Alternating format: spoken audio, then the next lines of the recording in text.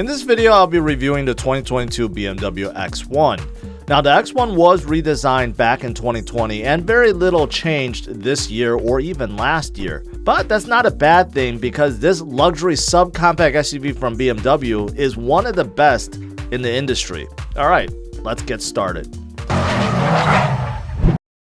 Alright, I'm behind the wheel. Let's see how good this brand new X1 is and how it drives. Now to start out, I want to talk about the presence of this X1 because I think it's really good. Now in 2020, BMW did refresh the X1 pretty significantly, especially on the outside. The kidney grills were made bigger, the headlights are more slanted, and the bumpers were changed, and there's a few other things mixed in. Now, when the X1 first debuted, the side profile, the overall car was more like a lifted hatchback. It no longer looks that way. It looks like a SUV. Now, if you move to the back, kind of the same way. You have a very squared off shape, a low stance, a low wide stance. You have a shark fin antenna, a very big spoiler on top, privacy glass, and look at the LED taillights. I really like those dual chrome exhaust tips. So overall on the outside, I think BMW did an amazing job with the exterior on this X1. I really enjoy it.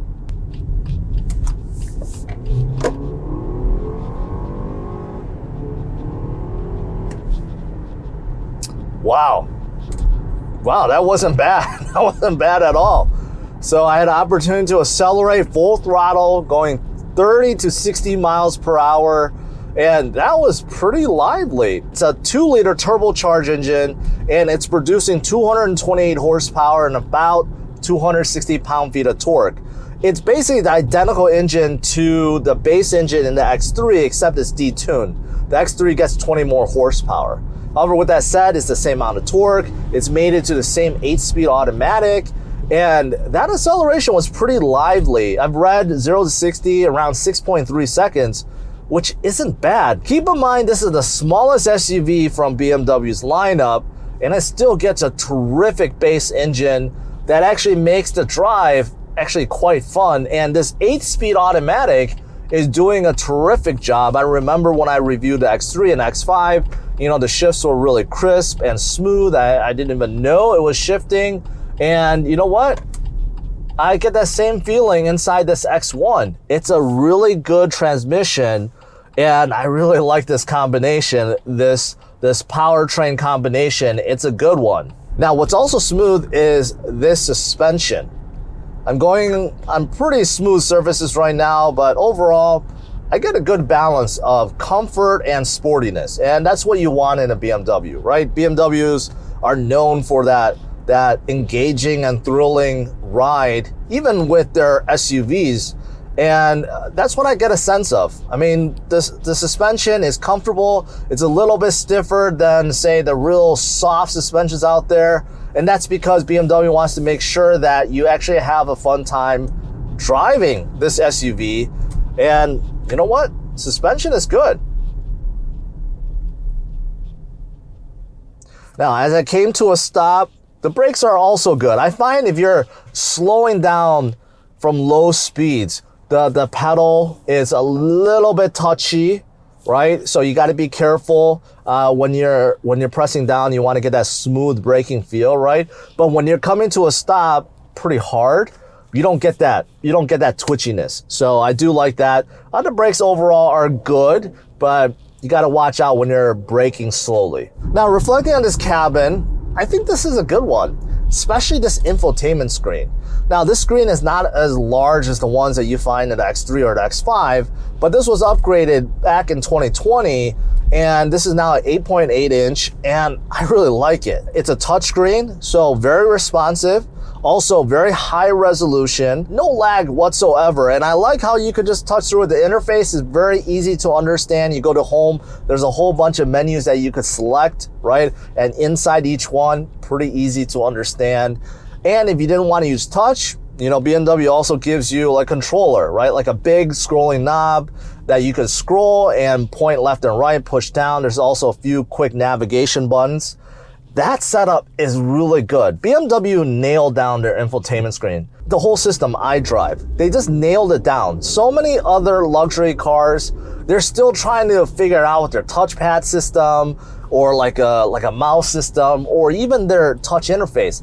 Just doesn't work for some reason. It's just complicated and it doesn't work, but BMW absolutely nailed it. Now, if you move down a little bit, just like all BMWs, there's like a safety button that you could press to view your safety systems. And on this X1, you're equipped with a front collision warning system, pedestrian warning, lane departure warning. Those are all standard. Unfortunately, with adaptive cruise control, that's not standard. That's something that you have to add on as an optional feature. But this X1 is equipped with sensors all around, which is nice. There's a 360 view, like sensor view, not a camera view. There's a sensor view. And also you get a very big and high resolution bright view of what's behind you. So overall, this X1 is pretty safe. Now, as for the radio controls, I mean, it looks really simple and almost dated in a way. But you know, those presets, they're not standard presets. They're not presets that you find from like 30 years ago. They're actually touch. You could see when I'm scrolling my finger around, right? You could actually see the response in the screen. And those presets are almost like favorites. So you can preset like a certain menu item to a certain number. So that's really cool, right? And underneath that, the dual zone climate control, pretty easy to figure out. You have two knobs for temperature, you know, fan control. You do have heated seats in here. So pretty easy to figure out too. It's not too complicated. I know that this part right here, climate control and your media center, I guess, media control, this doesn't look very elegant, but it's actually pretty easy to use and pretty easy to figure out. Now, as for the gauge cluster, it's kind of mixed. Old school, new school. Old school in a way, you do have an analog speedometer and tachometer on top. Now, on the bottom, there are some integrated LED screens. Now, in terms of scrolling, like information, like your trip computer and stuff like that, that part is very small and there's not a whole lot of function. So I'll agree that that's a little dated. But there's also another screen on the right side that tells you some essential information like your miles per gallon, right? What your battery charge is, your clock, and a few other things that's down there. So it's kind of mixed. Now, normally, when I do car reviews, I always say the same thing about Hondas. And I know Honda is not a luxury car manufacturer, but Hondas are magicians at generating interior space and cargo room. So if you look at a lot of their SUVs, they're enormous for what they should be. And BMW did the same thing with this X1. BMW really went all out to maximize cargo room and passenger space inside this subcompact SUV. Let's look at the trunk. So inside the trunk, you can see it's pretty massive, right? There's a good amount of space behind the second row. On the left side, there's like a huge cubby hole. On the right side, there's a net, a 12V outlet. On the bottom, below the cover, you do have a lot of hidden storage. On top, you do have a privacy cover. Now, if you remove all that, you want to generate more space, fold down the second row, and as you can see, there is plenty of space, right? So BMW did an amazing job with the cargo room, with the space inside overall. And if you move to the second row, I'm 5'10", and I still have, you know, like 3 inches of legroom left behind my driving position, about 2 to 3 inches of headroom. And if you opt for it, you can slide the seats and recline, which is really nice. Unfortunately, that feature is optional. It's not standard, but if you do get it, it's quite nice. And up here, plenty of room. At least 3 to 4 inches of headroom, right? Plenty of shoulder room. Hip room is okay too, because the way the center console is designed, it's not hitting my legs or my hips in any way. So overall, it feels good. 4 adults in here, no problems at all. 5 adults, that's gonna be a problem, but 4 adults, no problem. Now, I already talked about the suspension. The steering and steering feel complemented really well. The steering wheel looks kind of bland, but the 10 and 2 spot is extra bolstered, extra thick, so it does feel good when you're grabbing a 10 and 2 spot. But the steering itself is really nice. I like it. It's a good combination.